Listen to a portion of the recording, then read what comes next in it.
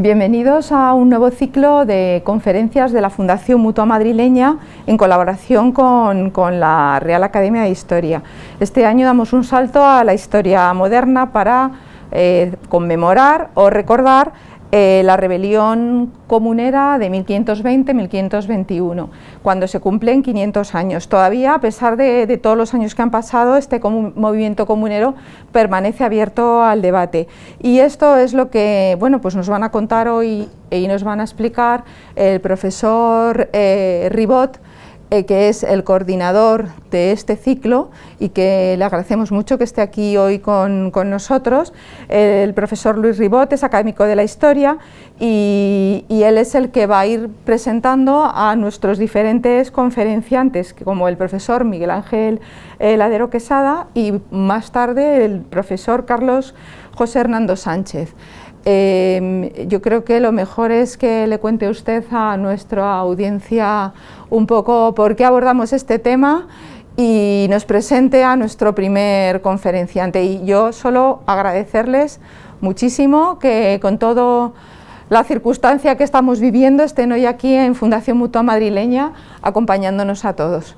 Así que nada, muchísimas gracias. Es un placer para mí el haber coordinado este ciclo de conferencias, que es un ciclo más de la ya fructífera colaboración entre la Mutua Madrileña y la Real Academia de la Historia.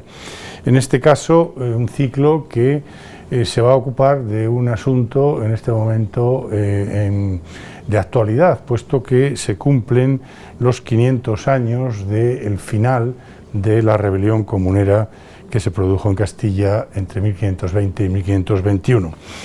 Por eso este ciclo, cuyo título es 500 años de la rebelión comunera, 1520-1521, una primera revolución moderna, la pregunta, que es una de las cuestiones que vamos a abordar. Para hablar de estos asuntos, me acompañarán dos ilustres historiadores. En primer lugar, el profesor Miguel Ángel Ladero Quesada, miembro de la Real Academia de la Historia, uno de sus miembros más antiguos ya en la actualidad, que como medievalista, ilustrísimo medievalista, hablará sobre poderes políticos en Castilla, teorías y prácticas entre 1464 y 1517. Luego, en segundo lugar, el profesor Carlos José Hernando Sánchez, que es profesor titular de Historia Moderna de la Universidad de Valladolid y un gran conocedor de la época de Carlos V, dictará la conferencia titulada Los comuneros de Castilla en su contexto europeo, rebeliones y representación del poder en una crisis sucesoria. Y por último cerraré el ciclo yo mismo con una intervención titulada La revuelta de las comunidades de Castilla, un conflicto urbano en los comienzos del reinado de Carlos V. Con estas tres conferencias creo que se aborda, los precedentes o la etapa inmediatamente anterior a cargo del profesor Ladero, la propia revuelta, que es lo que analizaré yo mismo, y esa necesaria comparación con otras realidades simultáneas o contemporáneas en otros ámbitos. Es decir, lo que ocurre en Castilla no es algo estrictamente privativo, sino que se trata de un periodo de conflictividad bastante generalizada que afectó a otros territorios sobre los que reinaba también Carlos I, que esos años precisamente se convertiría en Carlos V al acceder al imperio. Y nada más, es un placer para mí, insisto, en haber coordinado este ciclo y espero que todos ustedes disfruten con el mismo.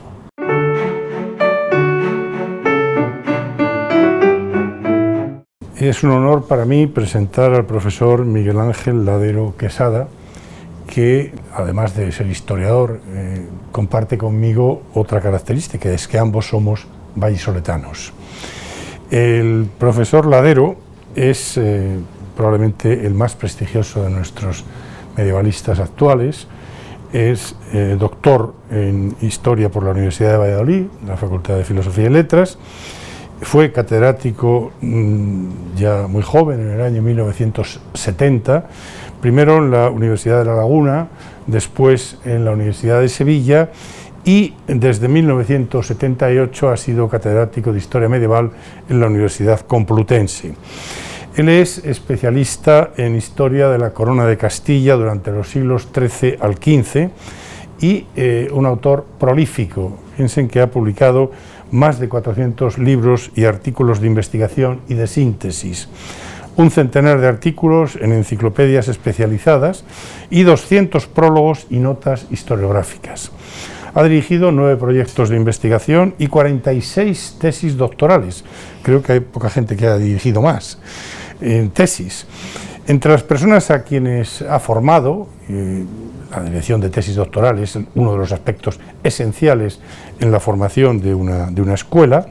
Hay 11 catedráticos de universidad, 9 profesores titulares, 2 investigadores del Consejo Superior de Investigaciones Científicas y 4 profesores en universidades de otros países. Ha sido fundador y director de la revista En la España Medieval, que publica la Universidad Complutense, que se inicia en el año 80, cuando la funda, y que dirige hasta 2014. Ha sido presidente del Comité Español de Ciencias Históricas. Es miembro de número de la Real Academia de la Historia desde 1990 y también miembro correspondiente de la Academia da Historia de Portugal y de la Academia Hispanoamericana de Cádiz.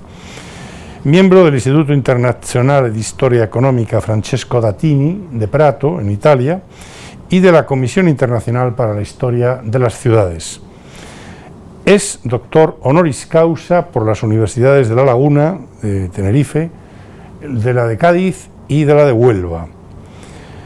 Tiene el premio Menéndez Pelayo que concedía el Consejo Superior de Investigaciones Científicas, en concreto se le concedió en el año 74, y también el Premio Nacional de Historia, otorgado por el Ministerio de Cultura en 1994.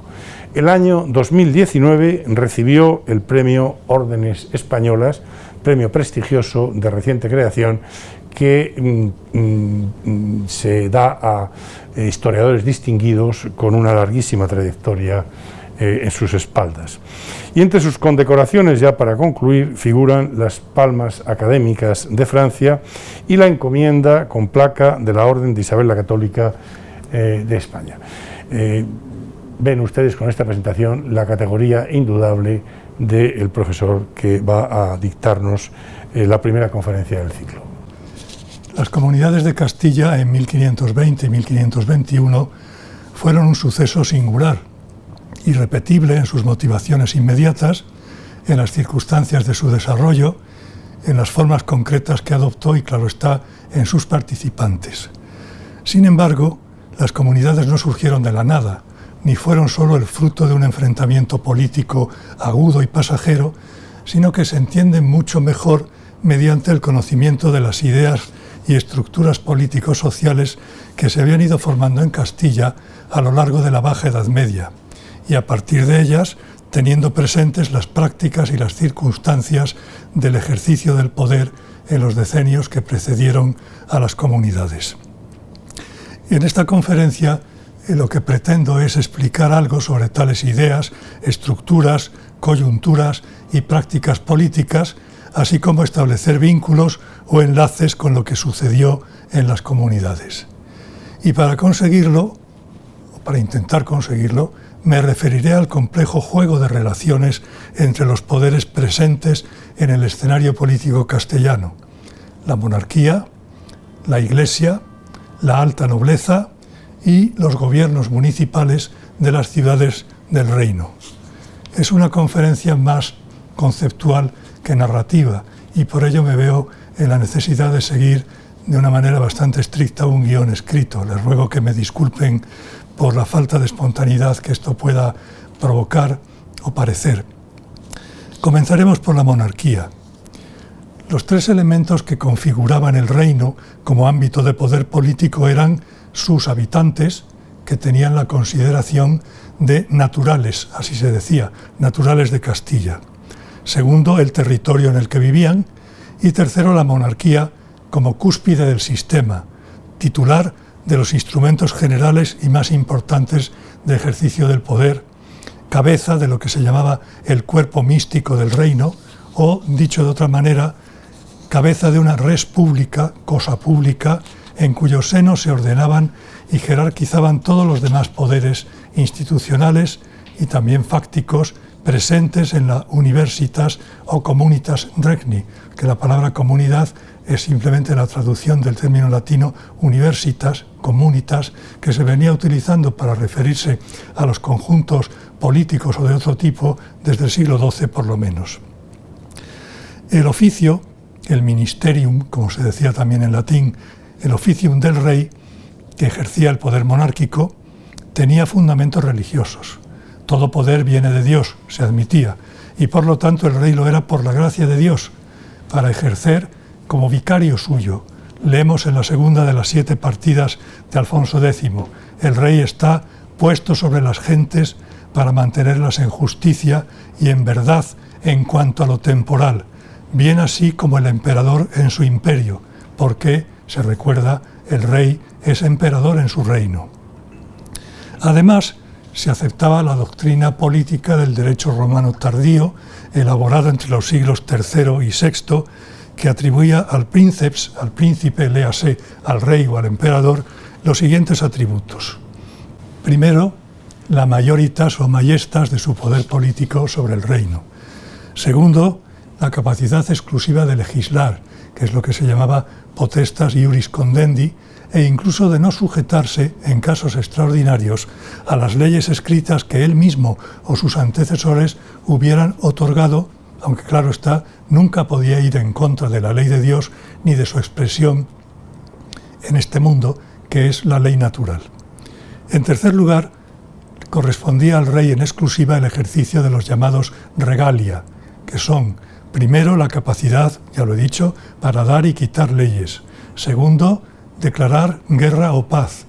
Tercero, ejercer la alta justicia, dictar medidas de gracia o perdón, designar a quienes ejercerían los altos oficios de justicia o de administración en nombre del rey. El rey tenía además, en virtud de este principio de regalia, el dominio directo sobre las tierras yermas, los baldíos, los pastos comunes, las minas del reino, los caminos, las aguas y las costas de uso público. Solo él tenía potestad para establecer ferias y mercados, para emitir moneda, y disponía de una fiscalidad propia en todo el reino que le permitía cobrar impuestos o eximir de ellos. Como pueden ver, estas capacidades son el origen del concepto de soberanía del Estado y se ejercían contando con los pactos o aquiescencias del cuerpo del reino, un cuerpo representado en su conjunto por el Parlamento o Cortes y sectorialmente por los varios componentes de la sociedad política, que eran estos componentes: la aristocracia en sus diversos niveles, desde la alta nobleza hasta las oligarquías municipales, y el alto clero.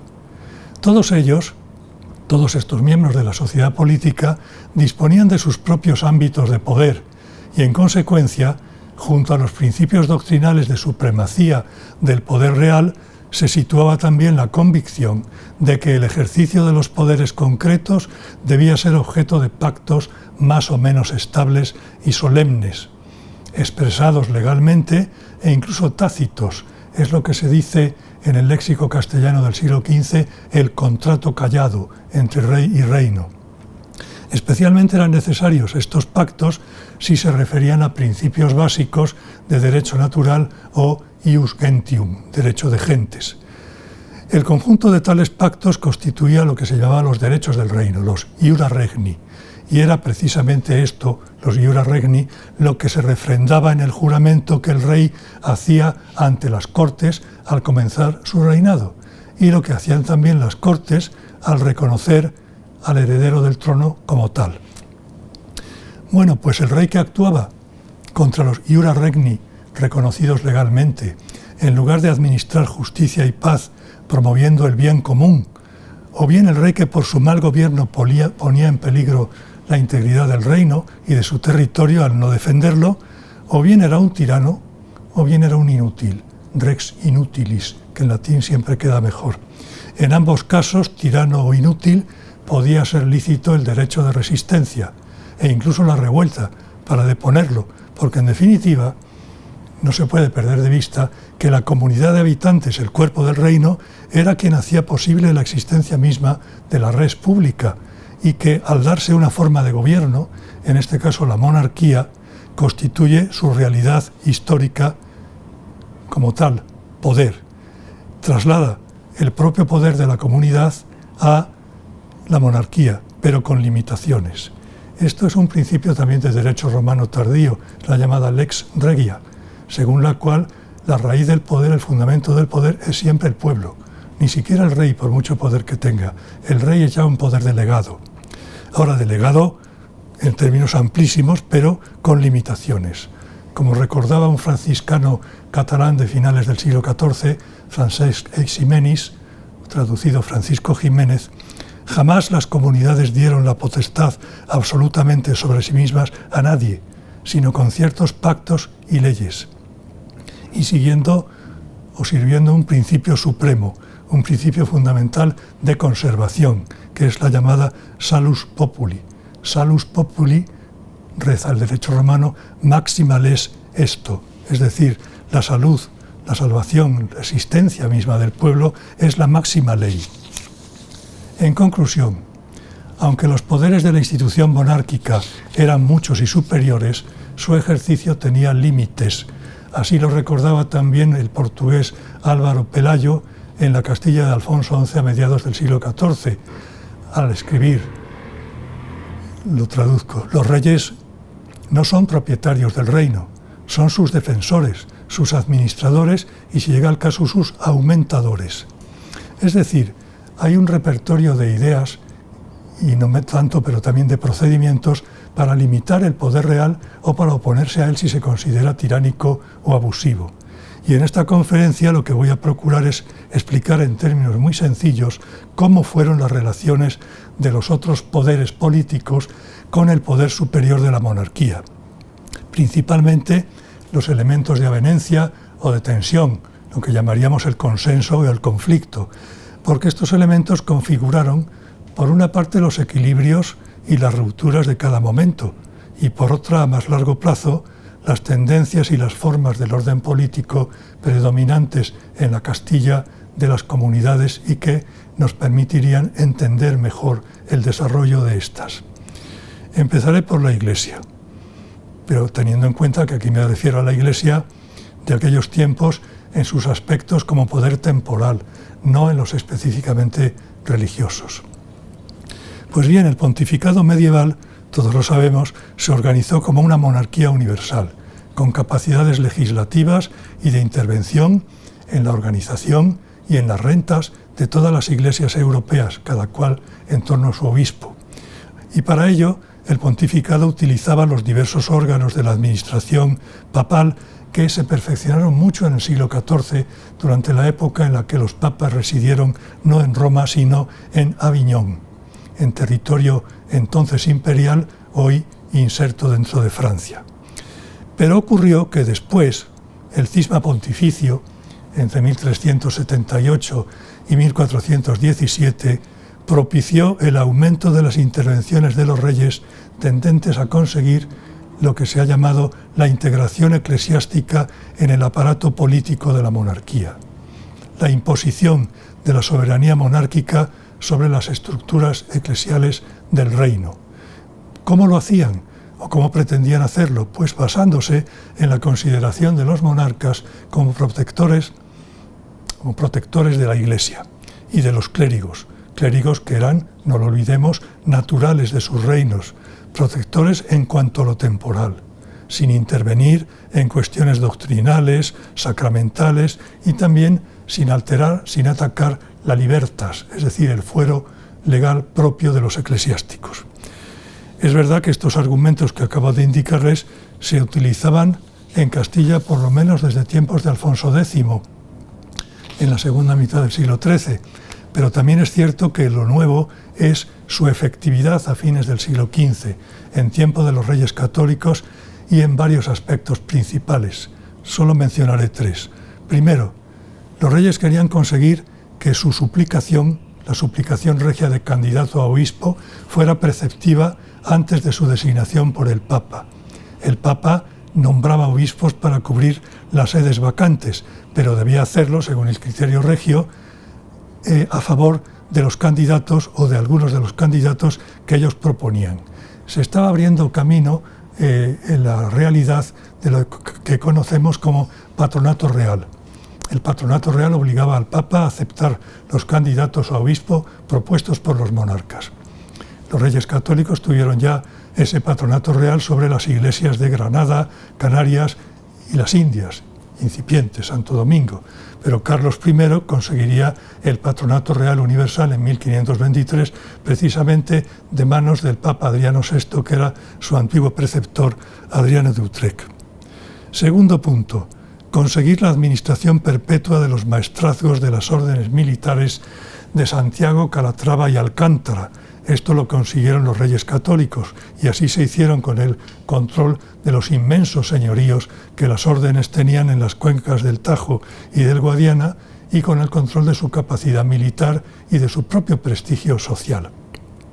Y el tercer aspecto al que me quiero referir, la Santa Sede cedió a la monarquía, ya venía haciéndolo, pero con los reyes católicos se generalizó, cedió, el cobro de muchos recursos financieros de origen eclesiástico.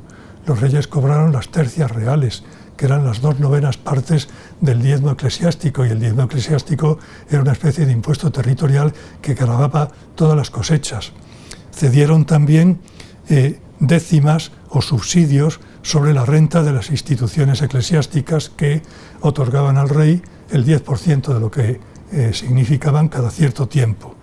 Y por último, la Santa Sede cedió las limosnas por indulgencia de cruzada que tomaban todos los fieles del reino de una manera masiva. Es muchísimo dinero. Ahora bien, aquella colaboración creó relaciones intensas y duraderas entre la monarquía y el episcopado. Esto se observa, por ejemplo, en la influencia de los obispos y de otros miembros de las élites eclesiásticas en la elaboración y legitimación del mismo modelo de poder monárquico. No se concibe un reino católico, modelo tanto en sus aspectos ideológicos como en los relativos a las formas de gobernar. La administración eclesiástica es un modelo de la administración regia. También es un modelo en la propaganda y en la organización. ¿Cómo se conseguía esto? Pues sencillamente mediante la presencia de algunos obispos y de otros dignatarios en todos los ámbitos principales de la administración regia. Y por eso, en el alzamiento de las comunidades, pues no hay apoyo eclesiástico prácticamente, por lo menos del alto clero. Bueno, podemos citar alguna excepción.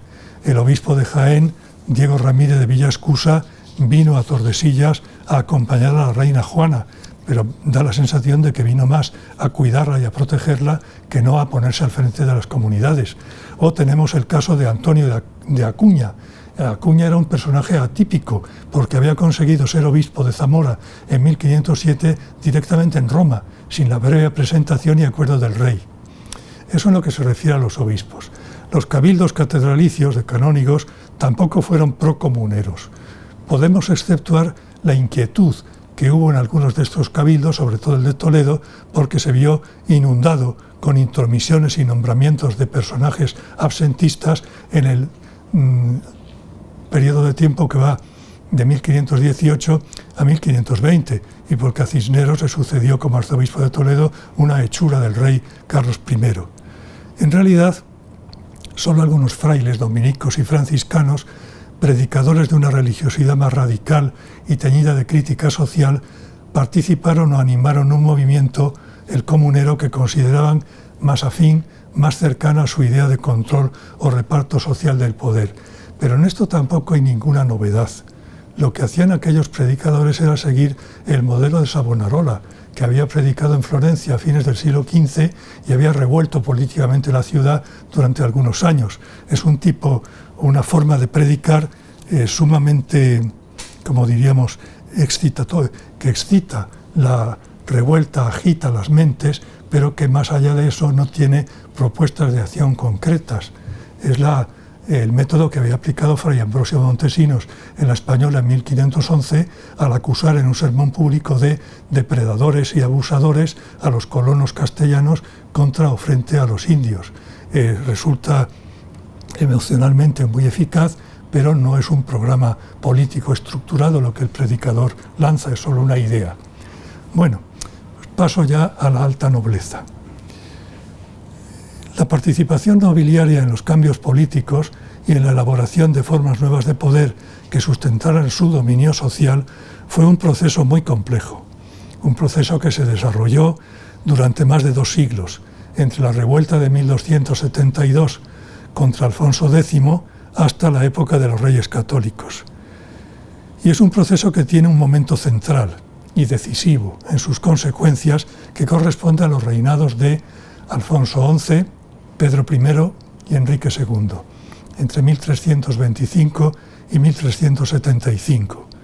El resultado final asegura la vigencia y la efectividad del orden social nobiliario durante varios siglos más, porque lo convierte en un sistema de organización mucho más fijo y estable que en los tiempos anteriores, entre los siglos X y XIII. En este sistema, las grandes casas y linajes nobles, muchos de ellos nuevos en su crecimiento, consiguieron consolidarse como principales interlocutores políticos de la monarquía, y lo hicieron no tanto utilizando las Cortes como medio institucional de expresión de sus intereses estamentales, sino por otra vía, enlazando unas familias nobles con otras, por medio de matrimonios, formando partidos que incluían a unos u otros nobles y pugnaban por influir en el poder monárquico. Porque en realidad los nobles no discutían la creciente institucionalización y perfeccionamiento del poder monárquico, ni siquiera que tuviera a veces un carácter absoluto en última instancia. Lo que querían era, su objetivo era controlarlo, de modo que el ejercicio del poder real fuera favorable a los intereses de los miembros más destacados de la nobleza, porque estos intereses a su vez ellos los presentaban los grandes nobles como los intereses del estamento nobiliario en su conjunto, lo que estaba lejos de ser cierto. Pues bien, aquella especie de conquista del Estado monárquico llegó a su culminación en tiempos de Enrique IV, entre 1454 y 1474. Es dudoso, repito, que la nobleza haya actuado con visión o sentido de Estado en aquellos años. Es cierto que entonces hubo muchos más pactos de alianza entre grandes nobles que se expresaban en cartas de confederación, liga o alianza, en que se decía que actuaban en pro del bien común y en defensa de los intereses de la corona. Es verdad que incluso hubo una sentencia arbitral, así se llamaba, en enero de 1465, que se presentó como un programa de gobierno aceptado por el rey y por los nobles, programa que curiosamente tiene muchos puntos de contacto con el de los comuneros en 1521, pero en realidad no era así. Cada noble buscaba más bien saciar sus apetitos, sus deseos de poder y riqueza. Y por eso, pasada la crisis, se consideró que la obtención legítima, repito, legítima, de señoríos, cargos, rentas, privilegios y mercedes reales había cesado a partir del 15 de septiembre de 1464, fecha en la que comenzaron lo que se llamó entonces los tiempos rotos. Y verán que los reyes católicos, a los que se ha considerado tradicionalmente, y por lo tanto pues mucha gente sigue haciéndolo como represores y develadores de la nobleza, no fueron tales, y que cuando toman algún señorío, alguna merced, alguna renta, es siempre de las concedidas después del 15 de septiembre de 1464, casi nunca anterior. Porque la obra de restauración de la autoridad monárquica efectuada por los reyes católicos desde 1475 puso fin a aquella pugna política. Bien, pero es indispensable señalar que en el ámbito de las relaciones sociales la actitud regia ante la nobleza fue enteramente respetuosa. Los reyes no alteraron el modelo social con sus acciones, no mermaron las preeminencias aristocráticas, no quitaron nada o casi nada de lo ya obtenido por cada casa noble. Al contrario, en muchos casos hubo nuevos pactos o capitulaciones entre el rey, los reyes católicos y tal o cual gran noble para confirmar sus privilegios, sus señoríos, sus cargos. Los reyes lo que se limitaron fue a asegurar el orden, a evitar las intervenciones personales excesivas o de facción, porque ellos consideraban que la alta nobleza venía a ser una prolongación de la red de parentesco regio, y se preocuparon de estrechar o de establecer lazos familiares con algunos linajes principales, sobre todo el rey Fernando el Católico, que era el que tenía familia, porque Isabel prácticamente no la tenía, y Fernando enlazó con los Enríquez, almirantes de Castilla, que eran sus primos, con los Velasco, condestables de Castilla, a los cuales endosó, por así decirlo, una hija bastarda, con los Álvarez de Toledo, que también eran primos suyos, los duques de Alba, con los Fernández de Córdoba, señores de Aguilar y futuros marqueses de Priego. El marqués casó con una pariente, Enrique de Fernando el Católico, con los Guzmán, duques de Medina Sidonia. Una nieta del rey, Ana de Aragón, casó con el duque de Medina Sidonia en 1515. No se puede olvidar esto, como tampoco se puede olvidar que muchos nobles, grandes nobles, continuaron asumiendo por nombramiento o por delegación del rey altas responsabilidades militares, diplomáticas y honoríficas, y en esas responsabilidades aparecían como la representación genuina del reino en su nivel más alto. En definitiva, los reyes católicos aseguraron la razón de ser de la alta nobleza como estamento privilegiado, fortalecieron sus bases sociales y económicas, en especial la estabilidad de sus señoríos y de sus patrimonios, incluso por vía hereditaria mediante el procedimiento de vinculación a un solo heredero, es lo que llamamos el mayorazgo. Y es más, Carlos I lo primero que hizo, perdón por la redundancia, cuando vino a Castilla y Aragón, en los años 1518 a 1520, fue promover el rango y el honor de muchos nobles. Creó la categoría de Grandes de España, otorgó títulos a nobles que no tenían todavía título de conde o de marqués, hasta en las mismas Cortes de La Coruña, a punto de embarcar hacia Flandes. Así se entiende que la alta nobleza se haya mantenido fiel al rey y al orden monárquico y que haya actuado a su favor. Solo algunos altos nobles participaron a favor de las comunidades, pero lo hicieron por motivos o agravios personales que pretendieron satisfacer por aquella vía. El caso más notable es el de don Pedro Girón, hijo del conde de Urueña, que venía reclamando el ducado de Medina Sidonia desde 1510, ya lo había intentado en 1509, en 1516 y volvió a intentarlo en 1520, convirtiéndose en jefe militar de los comuneros.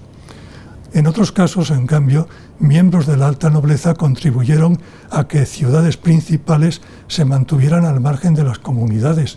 Así sucedió en Sevilla, en Córdoba, también en Jaén e incluso en Murcia, donde el adelantado Fajardo se puso al frente de la revuelta para controlarla y evitar que se saliera de madre fuera del contexto del poder legítimo y habitual de la monarquía. E incluso en Burgos, donde el condestable Velasco, pues, de acuerdo con el ayuntamiento, esto es verdad, cortó cualquier intento comunero. Además, los nobles consiguieron otra cosa muy importante, consiguieron evitar que hubiera en las comunidades un sesgo generalizado de movimiento antiseñorial. Ya sé que se ha hablado mucho de algunos movimientos antiseñoriales en la época, en el momento de los comuneros, pero si bien se mira, fueron muy escasos y efímeros. Es fundamental tener en cuenta los datos globales. Los señoríos de la nobleza, de la Iglesia y de las órdenes militares se extendían por un 48% del territorio castellano y en ellos vivía el 45% de la población del reino. Pueden ustedes suponer lo que habría ocurrido si las comunidades hubieran conseguido que hubiera movimientos antiseñoriales generalizados. Bien, y con esto pasamos a una última parte y más extensa de esta charla, que es la que se refiere a las ciudades y las villas, a los municipios de realengo. porque fueron ellos, en definitiva, o algunos de ellos, los protagonistas de las comunidades, y hay que saber de qué manera lo fueron y a partir de qué supuestos políticos actuaron. La autonomía municipal, o concejil, para utilizar el término de la época, fue un elemento básico en la creación y organización de ciudades hasta mediados del siglo XIII, es decir, en la formación de una nueva sociedad formada en estas ciudades y en las amplísimas zonas rurales integradas en aquellos municipios que formaban parte del realengo, porque se le llamaba así, porque dependían directamente de la jurisdicción del rey. Hay un error que consiste en considerar que el concejo era urbano. Por supuesto era urbano, pero no era solo eso, era la ciudad o villa con su territorio, y ese territorio a veces eran miles de kilómetros cuadrados. Por poner un caso extremo, la tierra de Sevilla eran 12.000 kilómetros cuadrados, y allí había decenas y a veces cientos de localidades rurales. Es decir, un municipio de la época es como una pequeña comunidad autónoma, bueno, pequeña y a veces no tan pequeña, en la que se mezclan los intereses predominantes de la población urbana que dirige y los intereses de una amplísima población rural. Esto empezó a gestionarse en los siglos XII y XIII a través de concejos abiertos a la participación de todos los vecinos, pero 2 siglos después, en el XV, los gobiernos municipales de la inmensa mayoría de las ciudades y villas castellanas ya no funcionaban mediante asambleas o concejos abiertos a todos los vecinos, sino que estaban en manos de aristocracias de caballeros y de algunos otros vecinos poderosos que formaban una asamblea permanente y restringida, el regimiento, y el regimiento a su vez elegía a los jueces, a los alcaldes y a los demás oficiales municipales, generalmente entre miembros de la misma procedencia social de los regidores. De modo que el resto de los vecinos no participaba o apenas participaba en tales gobiernos.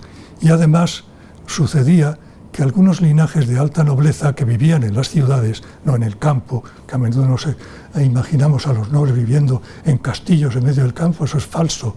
Es verdad que tenían residencias rurales, pero una gran cantidad de grandes nobles castellanos de fines de la Edad Media viven en sus palacios urbanos. Piensen ustedes, por ejemplo, en la Casa del Cordón de los condestables en Burgos, por poner un solo caso, o en el Palacio de los Duques del Infantado en Guadalajara. Pues bien, estos grandes nobles intervenían, de hecho, en el poder municipal de aquellas ciudades y ejercían altos cargos municipales. Hay que decir esto porque las comunidades no son un movimiento que surja del pueblo urbano, aunque el pueblo urbano pueda participar en él. Es un movimiento que surge de los regimientos oligárquicos de las ciudades castellanas y por eso se explican muchas cosas, entre ellas una, que no desaparecieron los regimientos durante las comunidades. Además, durante el siglo XV, los reyes comenzaron a enviar corregidores para presidir el gobierno municipal y ejercer como jueces superiores. En tiempo de los reyes católicos se había ya corregidores en casi todas las plazas de cierta importancia, 70 u 80, y así los reyes consiguieron evitar, aunque no por completo, las injerencias de la alta nobleza, sujetar más la vida política municipal a los intereses de la monarquía y poner fin, que era lo que ellos querían, y poner fin a las luchas de bandos habituales hasta entonces, porque en todas las ciudades y villas había 2 o 3 bandos. Era la forma tradicional y estructural de repartirse o de disputar el poder por parte de las aristocracias locales. Muchas banderías, sin embargo, siguieron latentes y las comunidades fueron el momento adecuado para que resurgieran aprovechando el vacío de poder. Por eso es importante también en ese momento de las comunidades distinguir lo que realmente es movimiento comunero de lo que es un recrudecimiento de una bandería local, aprovechando la situación concreta de 1520, 21 o incluso 22. Por otra parte, y sigo con estos argumentos, como ven, bastante generales y abstractos, por otra parte, digo, las Cortes del Reino, que debían ser el órgano de representación colectiva de las ciudades, se habían debilitado, porque durante el siglo XV se estableció, no sabemos muy bien cómo, pero no hubo resistencias, esto es notable, la costumbre de convocar solo a 17 ciudades. Cuando se conquistó Granada pasaron a ser 18. Y así muchísimos municipios de Castilla e incluso amplias regiones del reino se quedaron sin representación en Cortes. Galicia, Asturias, Extremadura no la tenían. Por supuesto, tampoco la tenían las zonas señoriales. Además, hay que recordar que los procuradores en Cortes, que eran 2 por cada ciudad, eran miembros de su élite gobernante. Se designaban con conocimiento del rey y del Consejo Real y, en consecuencia, las Cortes pues no eran representativas, nada más que de aquellos grupos oligárquicos que nombraban a los procuradores. Las Cortes, por lo tanto, en Castilla apenas tenían capacidad para controlar 2 aspectos fundamentales del poder. Primer aspecto, el poder legislativo del rey. No lo controlaban. Segundo aspecto, tampoco tenían atribuciones para administrar el importe de los impuestos, ni siquiera el importe de los servicios extraordinarios, así se les llamaba, que ellas mismas otorgaban y que no se podían cobrar sin su autorización. Veremos luego la importancia que tiene esto en las comunidades. Incluso los reyes católicos se permitieron no convocar Cortes entre 1481 y 1497. Prefirieron organizar su relación con el conjunto de las ciudades y villas a través de una hermandad general, que así se llamó, y que no hay que llamarla Santa Hermandad, como a menudo se hace, porque no era la Santa Hermandad, era la Hermandad General de las ciudades del reino.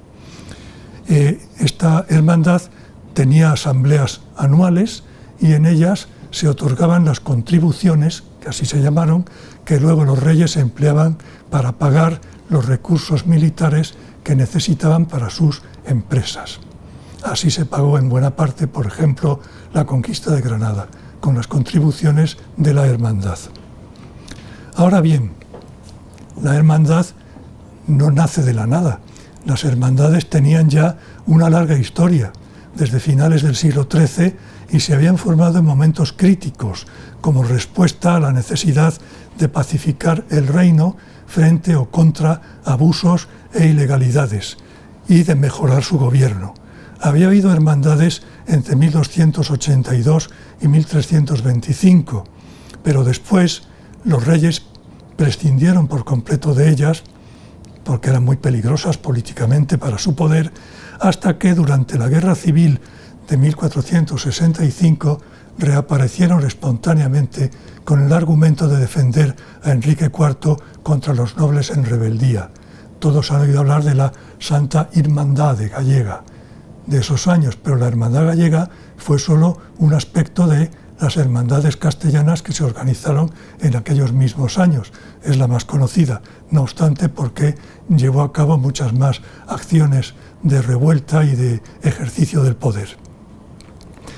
Pocos años más tarde, los reyes católicos organizan nuevamente la hermandad en 1476, pero lo hacen sobre una base totalmente distinta.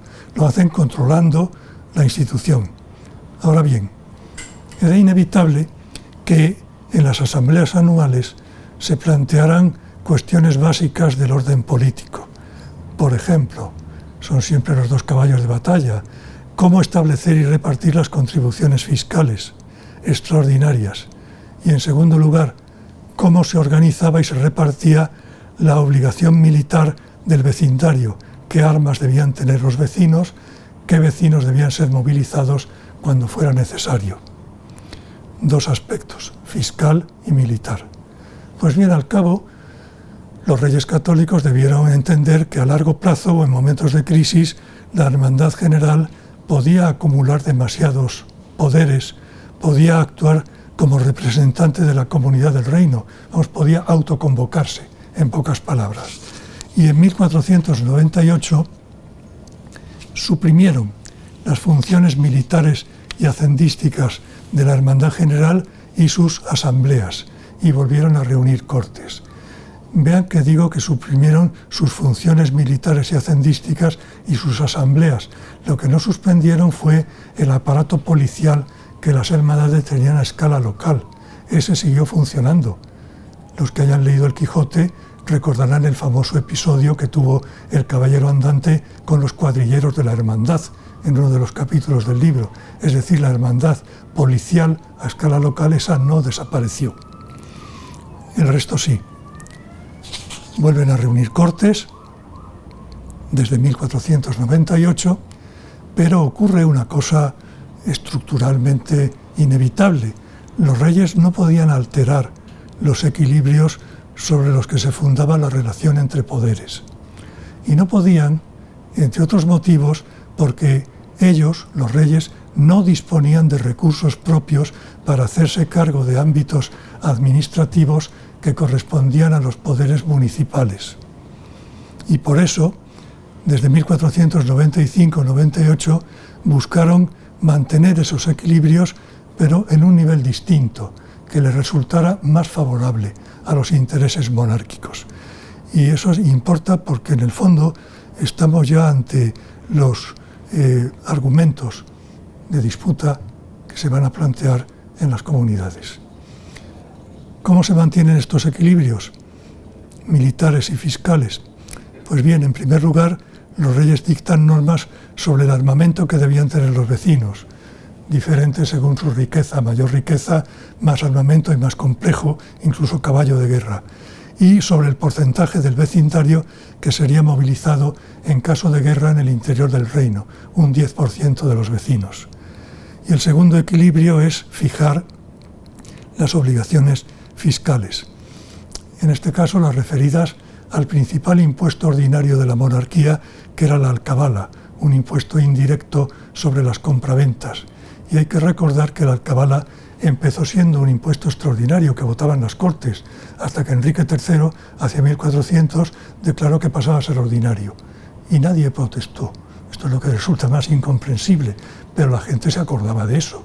En 1504, Isabel la Católica, en su testamento, pidió que se revisara si la alcabala debía ser una renta ordinaria o que, si no debía serlo, se buscara un acuerdo con el reino para seguirla cobrando. Y eso lo hizo la reina en su testamento en noviembre de 1504. 9 años antes, los reyes dieron dos opciones a los municipios. Una, aceptar el régimen antiguo de cobro, que consistía en el arrendamiento de la renta de la alcabala a arrendatarios privados que se comprometían a pagar una cantidad global pactada a la corona, fuera cual fuese el monto de lo que ellos cobraban efectivamente a los contribuyentes. Pero hay que suponer que en la realidad cobraban muchísimo más, porque si no, no era un negocio. A veces no les salía bien. O bien optar por un régimen distinto, el llamado encabezamiento. En el encabezamiento eran los mismos municipios quienes concertaban con la monarquía la cantidad global a pagar en cada caso. Es lo que llamaríamos hoy el cupo. Y ellos se hacían cargo del cobro de la alcabala. Aparentemente esto era más beneficioso para los municipios porque les ponía al amparo de abusos de los arrendatarios, pero esto no estaba tan claro. No estaba nada claro que la masa de los vecinos contribuyentes sufrieran otros abusos procedentes de las propias autoridades locales. No estaba claro que el aparato administrativo de los municipios fuera tan ágil y tan barato como el de los arrendatarios privados. Al contrario, tendía a ser mucho más caro y costoso y menos eficaz. Pero sobre todo los vecinos que no participaban en el gobierno municipal seguían sujetos a una posibilidad de abuso. Y hay que tener en cuenta que en aquel momento los vecinos, el común de los vecinos, no participaba del poder municipal.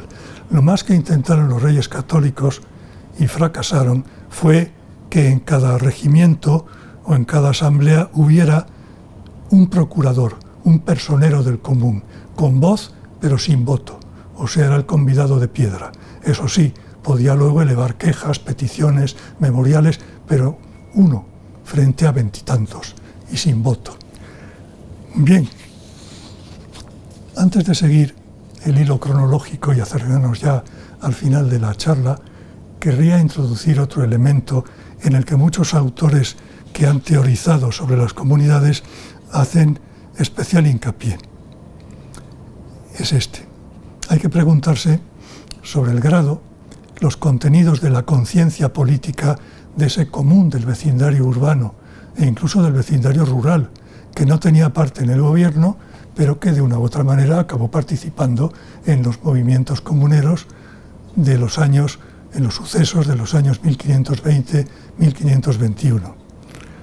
Bueno, pues parece que en el siglo XV, especialmente desde su segunda mitad, el común alcanzó o recuperó en muchas ciudades castellanas un nivel mayor de identidad y de conciencia de pueblo, de comunidad, de res pública.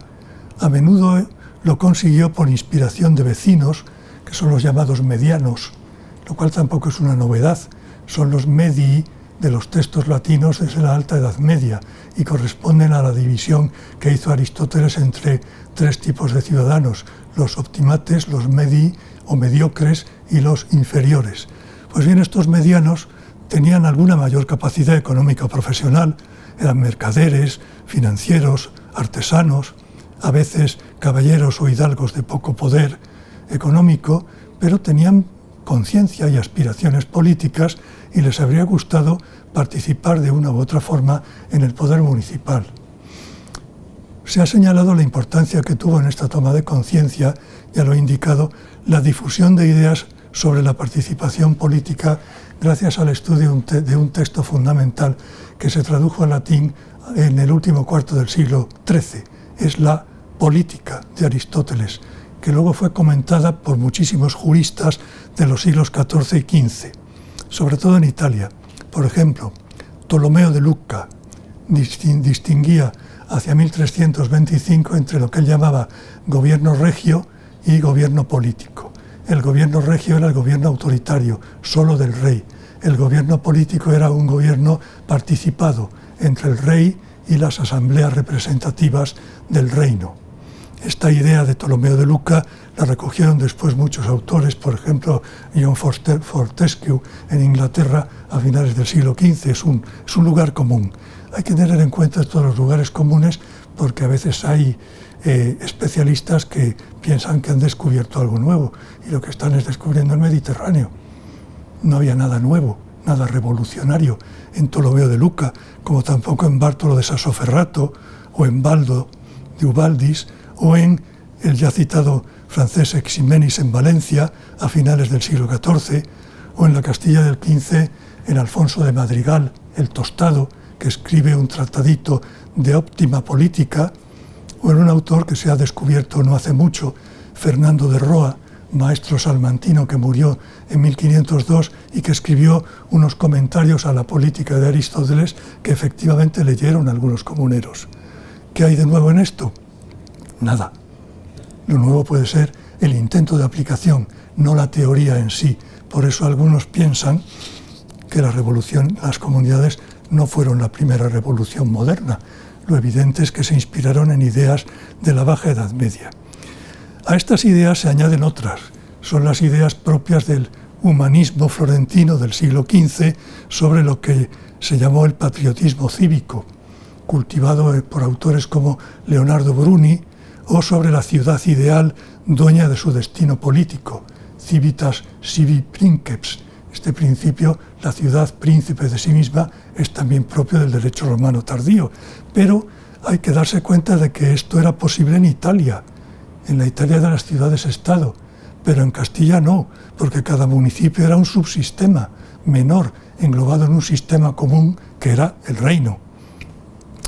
Se ha dicho también que incluso la implantación de algunas nuevas celebraciones colectivas cívico-religiosas, como por ejemplo las procesiones del Corpus Christi, pudieron fomentar este sentimiento de comunidad porque en ellas efectivamente estaba representada toda la comunidad ciudadana, desde los más humildes a los más poderosos, en orden inverso. Incluso estaban representadas las aljamas de judíos y moros que vivían en la ciudad.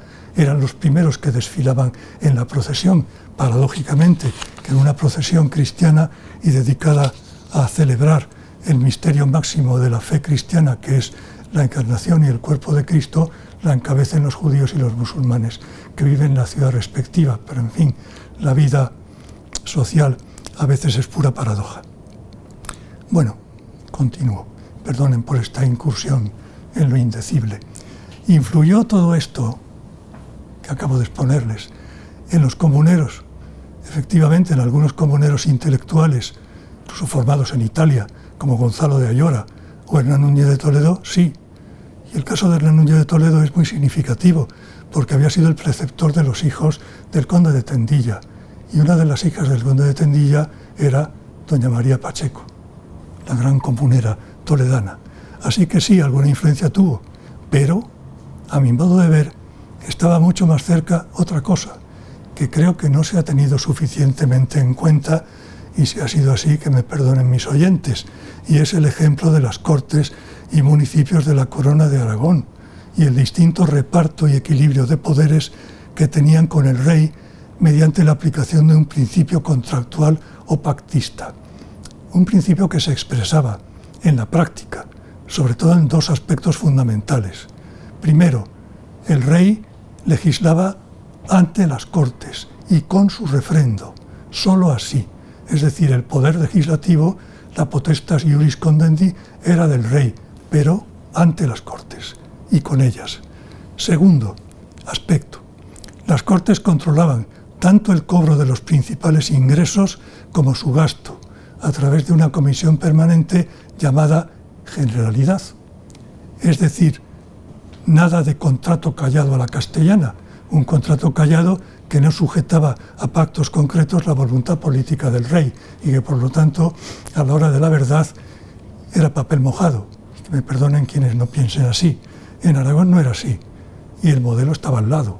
¿Por qué no se ha dicho con mayor frecuencia que eso inspira a los castellanos? Porque los comuneros lo que querían era eso, en definitiva, igual que la misma constitución política que tenían otros dominios llamados de países de estados, o sea, de parlamento, que también estaban sujetos al poder de Carlos I. Bueno, y con esto vuelvo al hilo de la narración y concluyo. La vida política castellana había pasado por momentos difíciles en los 15 años que transcurrieron entre la muerte de Isabel la Católica y las comunidades. El rey Fernando viudo quedó como gobernador de Castilla, era rey privativo de Aragón y rey gobernador de Castilla, y mantuvo la situación, pero tuvo que retirarse ante su yerno Felipe I a mediados de 1506 y vino un año de crisis desde ese momento hasta mediados de 1507. Un periodo superado luego con el retorno fernandino y la llamada gobernación larga hasta enero de 1516. En esa gobernación larga, Fernando consiguió concentrar en torno a su gobierno las voluntades políticas de una inmensa mayoría, pero era el consenso del miedo. Tenían temor de que volvieran los tiempos rotos de Enrique IV, una situación de guerra civil, el caos y la ruina política que todavía pesaban en la memoria colectiva, y así parece demostrarlo el contenido encomiástico y laudatorio del rey que tienen las Cortes castellanas de 1510, 1512 y 1515, en las que da la sensación de que todos habrían querido que Fernando el Católico no se muriera nunca. Pero se murió en enero de 1516, como saben, en Madrigalejo, dejando como gobernador provisional al cardenal Jiménez de Cisneros en Castilla y en Aragón a su hijo, el arzobispo de Zaragoza, Alonso de Aragón. El gobernador propiamente dicho, según el testamento del rey, era Carlos, su nieto, que debería venir a Castilla para hacerse cargo de la gobernación en nombre de su madre, la reina Juana I, que era la reina propietaria de Castilla. Pero Carlos se adelantó a los acontecimientos, se autoproclamó rey en Bruselas en marzo de 1516. Dio sencillamente un golpe de Estado, porque es a lo que llamamos golpes de Estado, giros políticos trascendentales dados desde dentro del poder. Y así, como rey junto con su madre, vendría a Castilla. Ahora bien, ¿cómo vendría? Se ignoraba cómo sería su gobierno, qué entorno cortesano le acompañaría. Muchos temían una vuelta a las situaciones que ya habían comenzado a vivirse durante el brevísimo reinado de su padre Felipe I entre julio y septiembre de 1506. Así que había una inquietud que crecía ante el retraso en la venida de Carlos, que no se produjo hasta octubre de 1517. Y mientras tanto, el cardenal Cisneros gobernó con lo que podía hacer. Procuró fortalecer los vínculos de cooperación política entre monarquía y gobiernos municipales de realengo. Él pensaba, y tenía razón, que así se aseguraría la tranquilidad ante las posibles exigencias o incluso desmanes de algunos grandes nobles o de los propios cortesanos de Carlos. Ahora había un problema, la diversidad de situaciones concretas entre unas y otras ciudades, las habituales luchas de bandos locales que volvían. Todo esto hacía difícil construir una actitud política común del realengo. Cisneros desplegó acciones de gobierno para conseguir esa unidad en los dos aspectos básicos que ya conocemos, los que ya habían aflorado desde 1495. Primero, el de la fiscalidad. Segundo, paralelamente, el de la organización militar. En el primer aspecto, el fiscal o hacendístico restableció en muchas ciudades el régimen de encabezamiento para el cobro de las alcabalas. Así, digamos que puso a su favor a las aristocracias locales de regidores. Y quiso también llevar a cabo un proyecto militar de gran importancia, nuevo, organizando una milicia o gente de ordenanza, así se la llamó, en todo el reino, formada por 30.000 hombres y que estaría formada por cupos repartidos entre los vecinos de las ciudades a los que se otorgaría determinados privilegios y exenciones por estar militarmente a punto.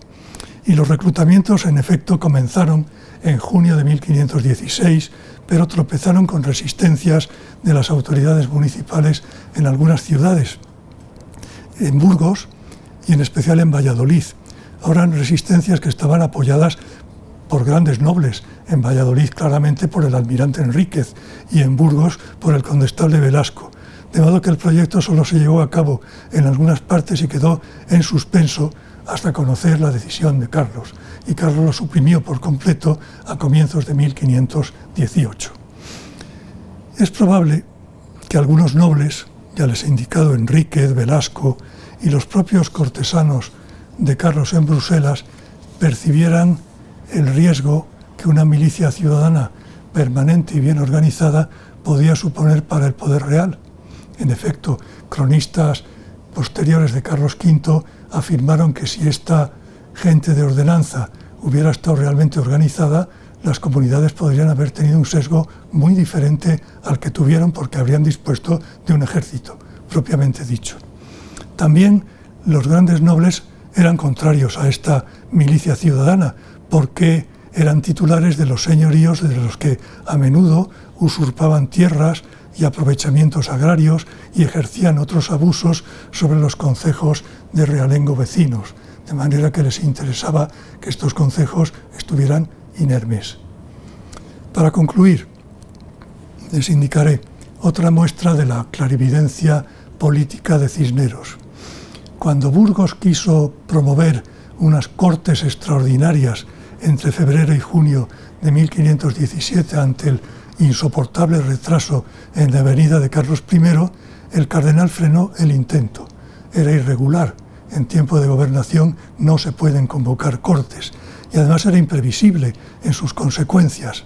En una carta a Carlos escribía Cisneros sobre este asunto: «Creed que harán diabluras si sin autoridad y voluntad de su Alteza se ayuntan en el lugar que quisieren y por aventura se perderá todo sin ningún remedio». En pocas palabras, Cisneros percibió con claridad el riesgo que se materializaría desde mediados de 1520 con las comunidades, y lo soslayó prometiendo que Carlos vendría a Castilla antes de que terminara el año, y así fue, pero el cardenal no llegó a verlo porque murió en Roa el 8 de noviembre de 1517 cuando acudía a entrevistarse con el nuevo monarca. Y aquí termina mi conferencia. Lo que ocurrió después, gracias en gran parte a la impericia y a la incapacidad de aprender que tenía en aquel momento Carlos y sus cortesanos es asunto de otra charla. Muchas gracias por su atención. Sí, profesor Ladero, su interesante conferencia se podían hacer muchas, daría lugar a muchas cosas por lo densa e importante que ha sido. Yo quería preguntarle, el libro de Josep Pérez señala que para diferenciar el levantamiento comunero de otras tensiones simultáneas, dos elementos, es decir, por una parte aquellas localidades que se adhirieron a la Santa Junta y por otro lado aquellas en las que se produjeron sustituciones en los gobiernos municipales. Me da la impresión de que estas sustituciones no fueron tan automáticas y que la casuística de las diversas ciudades que fueron comuneras es mucho más variada. Quería saber su opinión al respecto. Generalmente los regimientos fueron respetados. Lo más que ocurrió a veces es que se quitaran unos regidores y se pusiera alguno nuevo, pero en muchos sitios la mayoría de las regidurías eran perpetuas en aquel momento y habitualmente no se les echó atrás. Lo que sí se quitó, porque si no, no habría habido posibilidad de movimiento, fue a los corregidores reales durante esos meses. Pero luego después, dentro de los gobiernos municipales no hubo revoluciones en la mayoría de los casos en contra de lo que se podía haber esperado. Se restablecieron los personeros del común, donde los había. Ahora el movimiento estuvo en manos fundamentalmente de los regimientos y lo controlaron. Y las luchas de bandos que entre los grupos oligárquicos que detentan el poder y los que no, eso tampoco se dio en todos los sitios, porque hubo lugares como Toledo, Salamanca, claramente sí, pero da la impresión de que hay otros en que tampoco. Bueno, es que depende. Ya de por sí el bando es parte de la oligarquía. Quiero decir, no hay un bando que gobierna y otro que no gobierna nada, es que se turnan en el poder o incluso lo comparten porque los reyes católicos en muchos sitios habían fijado cuotas de oficios para cada bando, por ejemplo en Valladolid. De manera que se recrudecen las luchas de bandos por querellas personales o familiares, agravios viejos o por buscar un reparto más equilibrado de los puestos.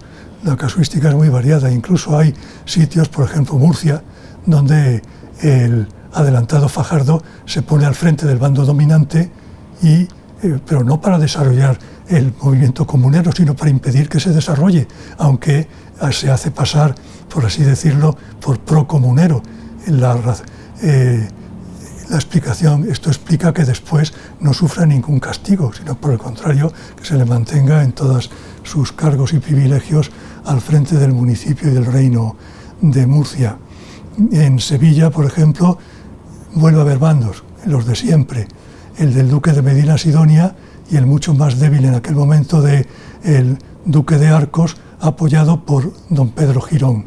En el fondo es una querella por la titularidad del ducado de Medina Sidonia.